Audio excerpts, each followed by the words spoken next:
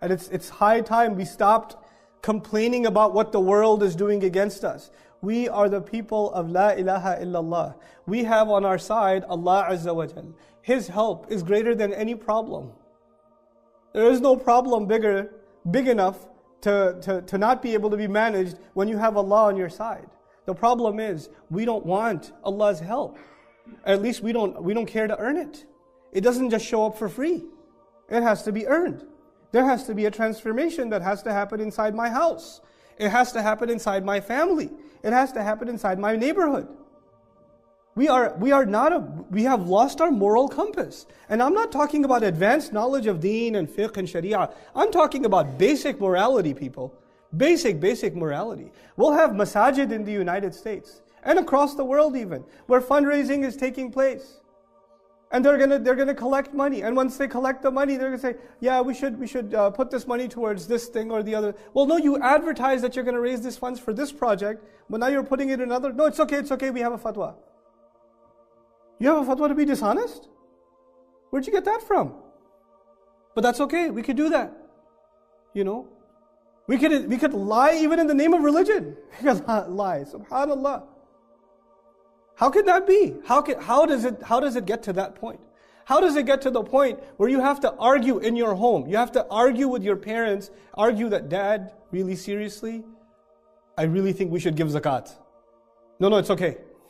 And there's an argument happening inside a Muslim home whether they should give zakat or not. This is happening inside the Muslim family. Why would Allah's help come to a people like that? That have been given the most beautiful deen. That have been given the most perfect teachings. And they don't even look in the mirror for 1 minute, for 1 day. Just, what am I doing wrong? You know, many of you are not ulama, you're not fuqaha, you're not muftis, you don't have to be. But you know what you do wrong. I know what I do wrong. And we keep overlooking it. Allah will not change the state of this people. You know, Allah will not change the state of this ummah. Nope, He will not do it. Allah Himself says, people say, oh, you just quote the ayat are the ultimate reality. There is no greater reality than the ayat. There is no reality you'll find in physics and chemistry and biology that you will find in the ayat of the Quran. إِنَّ اللَّهَ لَا يُغَيِّرُ مَا بِقَوْمٍ حَتَّى يُغَيِّرُ مَا بِأَنفُسِهِمْ. Allah will not change the state of a people until they transform what is within their own selves. مَا بِأَنفُسِهِمْ. There is something wrong inside of ourselves. Allah's answer to what is wrong with the ummah is something is wrong inside people. That is Allah's answer to what is wrong with this ummah today. When He says, وَأَنْتُمُ الْأَعْلَوْنَ إِن كُنْتُم مُؤْمِنِينَ. You are going to be in the supreme position if in fact you have true iman, if you're true believers. Now clearly we're not in the supreme position, so something must be wrong with iman. Because Allah is never wrong. Allah is just not wrong. This is a tragedy. One after another, and it's not going to stop, and we know it's not going to stop. We know it's not going to stop.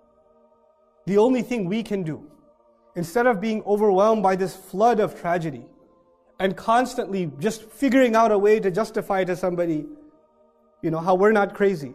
Because by the way, they're going to think we're crazy no matter what. You can't impress them. You could try. Messengers tried too.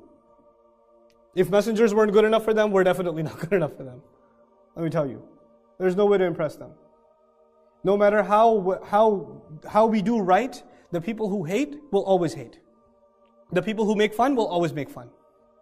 But we better give them the right reasons to make fun of us.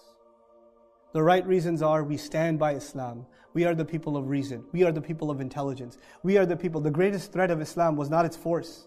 And I promise this is my last point. The greatest threat of Islam was not its force. Was not the sword. Was not the weapon. The greatest threat of Islam was the power of its ideas and how it challenged injustice head on and how it questioned the integrity of other philosophies, other ideas. How can you think like that? How can you act like that? How can you judge like that? أَمْ لَكُمْ كِتَابٌ فِيهِ تَدْرُسُونَ أَفَلَا تَعْقِلُونَ. Why don't you think? How do you make your decisions? This is a religion of أَدْعُوا إِلَى اللَّهِ عَلَى بَصِيرًا. I call to Allah with eyes open, a religion of thought. We are no longer a thoughtful people, so Islam is no longer. What we think the threat of Islam in the West, the threat of Islam is its militancy. The militancy is nothing. This is nothing. The real threat to the Quraysh were rattled, not at Badr, but back in Makkah. They were shaken up. just by the ayat, the word of Allah was enough. It was enough to take a tradition that was there for thousands of years and it was rattled just by a few words of Allah. Just by a few words. Some things happen, we're not connected with that word anymore. You know, when somebody wants to win an argument, when two people have an argument, and you don't have a response, then you get angry. And you start yelling. And when you start yelling, it is proof that you lost. When you in an argument start yelling, it is proof that you lost, because you don't have a reasonable answer left. And it frustrated you, so you got angry. And when two people have an argument, and you lost, and you hit the other, that is also proof that you lost. Because you could not defeat him with words, so you figured you could try to defeat him with your hand. This is actually indication that you're not strong enough in what you have to say. My argument to you is, our deen, Allah has given us words, there are no stronger words. There is no stronger message. We don't have to resort to anything else. And when we do, it is as though we are admitting that this isn't strong enough. But it is. We're not strong enough because we're not connected to this word enough. And we have to be the people that produce the most intellectual responses, the most reasonable responses, the ones that challenge the immorality of the world in the most profound and thought-provoking way. We're the ones that are supposed to engage in the most deep conversation with the agnostic, with the atheist, with the Christian, with all of them. With all of them. Their accusation against religion, you know what it is? It's been there for centuries in Europe now and now all over the world. Religious people are closed-minded. Religious people are fanatical. Religious people are intolerant. Religious people cannot take criticism. Religious people are not open to conversation. So if you get rid of religion, you'll have an open-minded society where people can think for themselves. This is their accusation. And you know what? It holds true for the Christendom that had invaded Europe for centuries. It was true. But the Islam that Allah gave His Messenger sallallahu alaihi wasallam is the exact opposite of that. It is the religion that encourages dialogue. Hatu burhanakum in kuntum sadiqeen. Bring your evidences. Why don't you give me all of your criticisms against the Quran? I would invite you to bring all of your criticisms. How is a book asking people not just to have faith, but to please collect all of your criticisms and bring them? This is what you call open-mindedness. The book is calling to open-mindedness. We're the ones that are closed-minded. We're the ones. And we have to empower this ummah again by opening up our minds, by opening up this book and thinking the way it wants us to think.